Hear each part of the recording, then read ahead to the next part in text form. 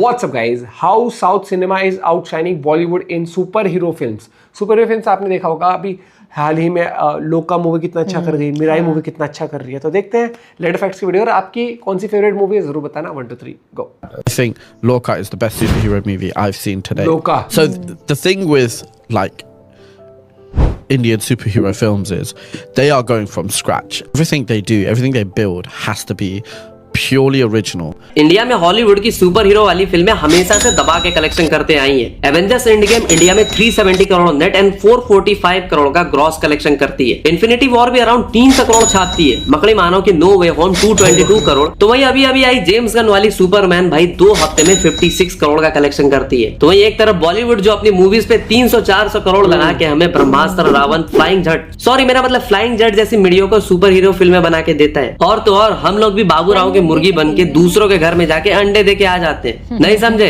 अभी समझाता हूँ. ये जो तुम हॉलीवुड की बड़ी बड़ी फिल्मों में मोटे मोटे तगड़े तगड़े वीएफएक्स देखते हो ना, most of the time there is an Indian mind behind all of this. जैसे कि Infinity War, Thor series, Pacific Rim, Jungle Book, Transformers etcetera. कहीं ना कहीं सुपर हीरो बेस्ड फिल्मों को लेके हमने भाई सोचना ही बंद कर दिया था. बॉलीवुड प्रोड्यूसर्स भी इस तरह की हाई एंड वीएफएक्स सीजीआई वाली बिग बजट फिल्मों को बच्चों की फिल्में बता के पैसे लगाने से डरते थे. और ऑडियंस भी कह रही थी कि जैसा चल रहा है वैसा चलने दे, क्योंकि हॉलीवुड वाले तो उन्हें सेटिस्फाई कर ही दे रहे थे. लेकिन साउथ इंडस्ट्री को चुल मस्ती है और वो 30 करोड़ के बजट में लोका चैप्टर 1, मिन्नाल मुरली जैसी master class super hero movies बना के बॉलीवुड को कहती है अभी से चल देख, आराम से देख, आराम से देख भाई क्या लगा दिया मीम ये. तो इस वीडियो का पर्पस बस यही पता लगाना है कि आखिर क्यों बॉलीवुड सुपर हीरो जॉनर में इतने सालों से भिंडी रोना रो रहा है और साउथ इंडस्ट्री वाले ऐसा क्या अलग कर रहे हैं कि वो लिमिटेड रिसोर्सेज में इतनी अच्छी सुपर हीरो मूवीज बना दे रहे हैं. हनुमान वाले तेजा सच्चा अपने एक इवेंट में कहते हैं कि फ्यूचर में वो लोका, मिन्नाल मुरली, मिराई, हनुमान जैसी फिल्मों का cross over and cinematic universe बनाएंगे. हॉलीवुड में मार्वल, डीसी की कॉमिक्स पे सुपर हीरो वाली मूवीज बनती है. वहीं आखिर क्यों बॉलीवुड राज कॉमिक्स के सुपर हीरोज पर मूवीज नहीं बना पाता? एंड अगर बॉलीवुड राज कॉमिक्स पर मूवीज बनाने का ट्राई भी करता है, जैसे कि नागराजन, डोगा जैसी कॉमिक्स बुक पे बेस्ड मूवीज जो बॉलीवुड में अनाउंस तो हुई, बट आखिर क्यों इन मूवीज का शूट स्टार्ट होने से पहले ही ये मूवीज सेल्ड हो गई? एंड मोस्ट इंपॉर्टेंट, इंडिया में वो कौन से upcoming super hero cinematic universes हैं, या वो कौन सी मूवीज है जो आने वाले टाइम में इंडिया के अंदर सुपर हीरो जॉनर का इतिहास, भूगोल सब बदल के रख देने वाली है. तो आज की केस स्टडी में हम इसी पे एकदम डेप्थ में जाके बात करेंगे. और वीडियो को ठीक से समझने के लिए इसे 4 पार्ट्स में डिवाइड किया है. तो कुछ भी कमेंट करने से पहले, मुझे चौपाई सुनाने से पहले पूरी वीडियो जरूर देख लेना. तो सबसे पहले हिस्ट्री पे बात करते हैं. बॉलीवुड आज भी इंडिया की सबसे बड़ी इंडस्ट्री है, जिसमें दुनिया भर के बड़े बड़े स्टार्स हैं, दुनिया भर के बड़े बड़े डायरेक्टर्स हैं और बेशुमार पैसा भी है, जिसकी वजह से बॉलीवुड इंडस्ट्री बहुत टाइम पहले से ही सुपर हीरो मूवीज बनाने का अटेम्प्ट करते रहती है. बट शर्मा जी के बेटे की तरफ बॉलीवुड इतने सारे अटेम्प्ट्स देने के बाद भी सुपर हीरो वाली जॉनर के इस एग्जाम को क्रैक नहीं कर पाती. लेकिन मैं कहूंगा जो पहला मेजर और काफी सीरियस अटेम्प्ट हुआ था बॉलीवुड की तरफ से, वो हुआ था 2006 में क्रिस मूवी को लेके, जो कि बॉलीवुड की तरफ से एक popular full fledge super hero film थी. यार कोई ये मत हल्ला करने लग जाना कि कोई मिल गया, भी एक्स्ट्रा टेरेस्ट्रियल की कॉपी थी. माना कॉपी थी, लेकिन कोई मिल गया. क्रिस से बॉलीवुड ने सुपर हीरो फिल्म की जॉनर में बहुत बड़ा कदम बढ़ाया था. एंड सरप्राइजिंगली ये फिल्म अच्छी तो थी, बट सुपर हीरो जॉनर में क्रिस बॉलीवुड का पहला और आखिरी सक्सेसफुल अटेम्प्ट था. और इस फिल्म के बाद ही बॉलीवुड इस जॉनर को सुलभ शौचालय समझ लेता है. 2008 में एक लेजेंड द द्रोना बोल के एक फिल्म आती है. अब मुझे पता नहीं कि आपने वो देखी है या नहीं. फिल्म की स्टोरी, डायरेक्शन, एक्टिंग, वीएफएक्स कुछ भी उठा लो, छोड़ा रहना तो मत उठाना, हाथ गंदे हो जाएंगे, क्योंकि ये फिल्म एक 45 करोड़ की गोल्डन टट्टी होती है. इस फिल्म को इतनी गालियां पड़ती है कि IMDb पे इसकी रेटिंग आज 2.1 है. और सुपर हीरो मूवीज बनाने के नाम पे उनको मोलेस्ट किया जाता है. जैसे कि क्रिस रिलीज के 5 साल बाद SRK अपनी high concept big budget super hero film रावण लेके आते हैं, जिसमें हिंदू माइथोलॉजी का भी थोड़ा टच डाला जाता है. और रिलीज से पहले इस फिल्म को नेक्स्ट बिग थिंग बताया जा रहा होता है, बट रिलीज के बाद ये फिल्म बस एक जोक बन के रह जाती है. क्योंकि फिल्म का कॉन्सेप्ट तो इंटरेस्टिंग होता है, बट उस कॉन्सेप्ट पे जो स्टोरी लिखी जाती है वो भाई वोडका शॉट्स लगा के गांजा फूक के लिखी जाती है. लेकिन टू बी ऑनेस्ट, उस टाइम पे मेरे जैसे किड्स के लिए ये फिल्म काफी कूल थी. बट अब जब मैं उस फिल्म को देखता हूँ तब समझ में आता है कि क्यों लोगों ने उस टाइम पे इस फिल्म को पेला था. क्योंकि फिल्म इसी लायक थी भाई. क्योंकि ये फिल्म नहीं बल्कि रेड चिलीज का वीएफएक्स डेमो था दुनिया को कि भैया हम भी वीएफएक्स कर सकते हैं. रावण की स्टोरी ऑन पेपर तो काफी अच्छी थी कि एक बाप अपने बेटे के लिए एक गेम बनाता है, उसमें वो एक ऐसा विलन बनाता है जो कभी ना हारे. बट वही विलन जब बाहर आ जाता है और उसी के बाप को मार देता है, तब वो बच्चा उस गेम के हीरो को बाहर लाना चाहता है और विलन को वापस भेजना चाहता है. But execution and screen play matters bro. खुद फिल्म के डायरेक्टर अनुभव सिन्हा ने लल्लन टॉप के इंटरव्यू में एग्री किया था कि स्क्रिप्ट बहुत ही बुरी थी. क्यों फिल्म परफॉर्म नहीं कर पाई? खराब फिल्म थी. क्या खराब था? स्क्रिप्ट खराब थी. और अगर तुम्हें लग रहा है कि 2001 में यही एक लौती बकवास सुपर हीरो वाली फिल्म थी, तो ऐसा बिल्कुल भी नहीं है। उसी साल जुकाम बिना मतलब जोकोमोन बोल के दरसील सफारी की एक फिल्म आती है, और ये एक छोटे बच्चे की फिल्म होती है, और ऊपर से उस बच्चे को होता है डिस्लेक्सिया, अरे वही तारे जमी पर वाली बीमारी। देखो इस फिल्म को ज्यादा नहीं पेल रहा, लेकिन ये फिल्म भी टट्टी ही थी। इससे थोड़ा आगे चले तो 2 साल बाद 2013 में रोशन खानदान क्रिस 3 लेके आते हैं, और जो इज्जत इन्होंने क्रिस मूवी से कमाई थी वो सारी क्रिस 3 से गवा देते हैं। बेन स्टोक्स के विलन्स इतने मासूम टाइप के होते हैं कि उन्हें दुनिया खत्म करने, इंसानियत को मिटाने, इन सब से कोई मतलब नहीं होता। वो तो बेचारे बच्चों की करके आइसक्रीम चुरा रहे होते हैं, और बेचारे को बस इतनी सी बात के लिए क्रिस उठा उठा के झुका झुका के मारता है। 2 चॉकलेट। मम्मी मेरी आइसक्रीम अभी तो लेकर दी थी। एक और कौन बना?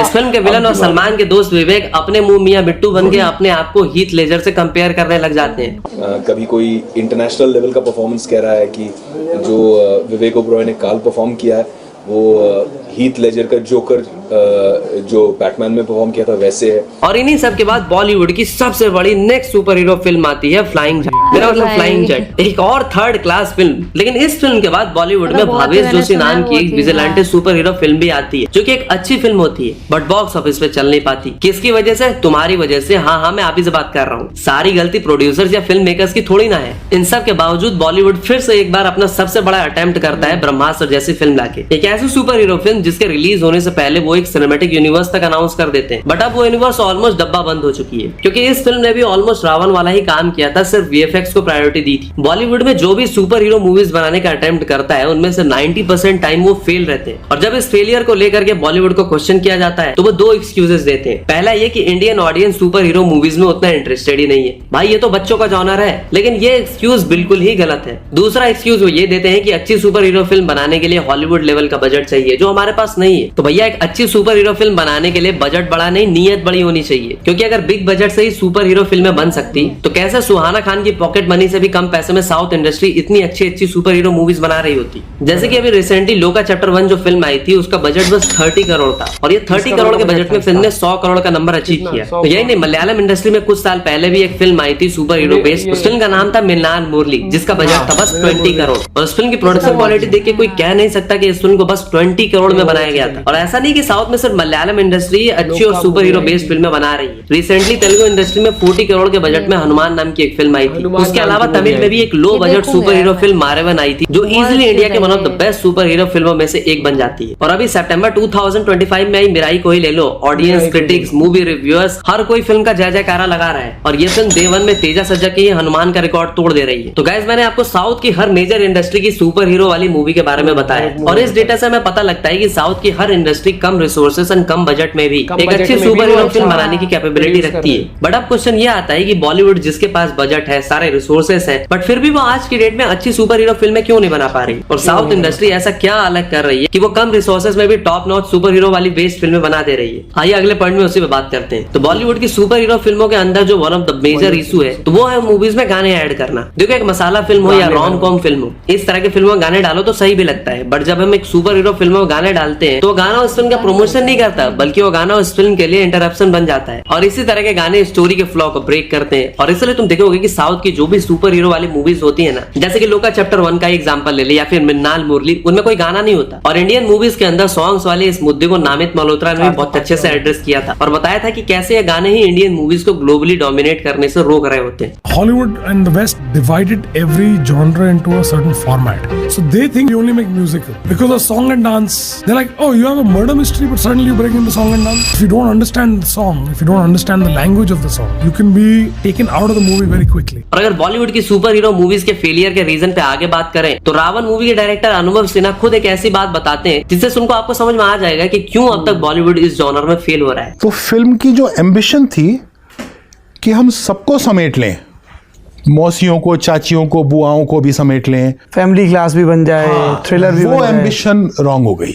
अब यहाँ पे अनुभव सिन्हा के बात 100% सही है, क्योंकि बॉलीवुड बनाना तो एक सुपर हीरो फिल्म ही चाहता है, लेकिन ज्यादा बॉक्स ऑफिस के चक्कर में, सबको टारगेट करने के चक्कर में वो इस फिल्म में वो सब एलिमेंट डालने लगते हैं जिससे बच्चे और भाभियों को भी थिएटर तक लाया जा सके, और एक यूनिवर्सल फिल्म बनाने के चक्कर में वो एक सुपर हीरो फिल्म को मसाला फिल्म बना डालते हैं। बट वहीं अगर हम साउथ की मूवीज को देखें तो वो लोग ये वाली गलती बिल्कुल नहीं करते। वो अपनी फिल्म के साथ ऑनेस्ट रहते हैं, उन्हें पता होता है कि सुपर हीरो मूवीज यंगस्टर्स ही देखते हैं और वो उसी डेमोग्राफी को टारगेट करते हुए मूवीज बनाते हैं, और यही रीजन है कि क्यों हम यंगस्टर्स को उनकी मूवीज पसंद आती है। अब वैसे तो इंडियन सुपर हीरो मूवीज की डिमांड हम यंगस्टर्स ही ज्यादा करते हैं, बट बॉलीवुड में ज्यादा सुपर हीरो मूवीज ना बनने के पीछे भी हम यंगस्टर्स का ही बहुत बड़ा हाथ है, या यूं कहे कि हिंदी स्पीकिंग ऑडियंस का बहुत बड़ा हाथ है। क्योंकि हमारे यहाँ जब भी कोई खराब सुपर हीरो फिल्म आती है तो हिंदी ऑडियंस उसको पेलती है, जिसमें कुछ गलत नहीं है। बट जब हिंदी सिनेमा की तरफ से भावेश जोशी या मर्द को दर्द नहीं होता जैसी अच्छी सुपर हीरो बेस्ड फिल्में भी आती हैं, तो यही ऑडियंस इस मूवी को सपोर्ट नहीं करती, जिसकी वजह से भावेश जोशी जैसे फिल्म थिएटर में फ्लॉप हो जाती है। और आज ओटीटी के जमाने में भावेश जोशी बस एक अंडररेटेड फिल्म बन के रह गई है। और अगर साउथ इंडस्ट्री की बात करें तो वहाँ की ऑडियंस सिनेमा को लेकर काफी पैशनेट है, जिसकी वजह से जब भी साउथ में कोई डायरेक्टर कुछ नया ट्राई करता है तो मूवीज को सपोर्ट किया जाता है, फिर चाहे उसमें कोई बिग स्टार हो या नहीं हो मैटर नहीं करता। अभी रिसेंटली रिलीज, ये सच्चाई है, रिसेंटली रिलीज अगर आप लोका देखोगे, मिराई देखोगे, इन मूवी ने अच्छा करा, क्योंकि लोगों को ये चीज है कि उनके डायरेक्टर्स हैं या उनके प्रोड्यूसर्स हैं या उनके एक्टर्स जो है